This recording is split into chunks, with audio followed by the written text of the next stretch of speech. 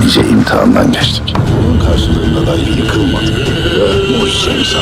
Sevdamızla aynı işbirliği. Sevdası büyük olanı imtihanda çetin oluyor Osman.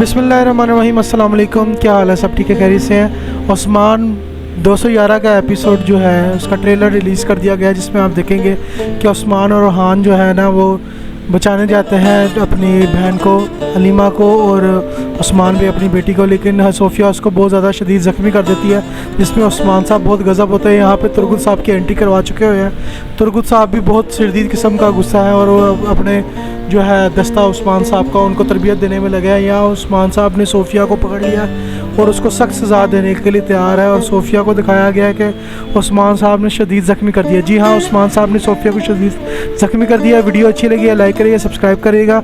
मिलते हैं आपको अपनी अगली वीडियो में, तब तक के लिए इजाज़त दे। अल्लाह हाफिज़।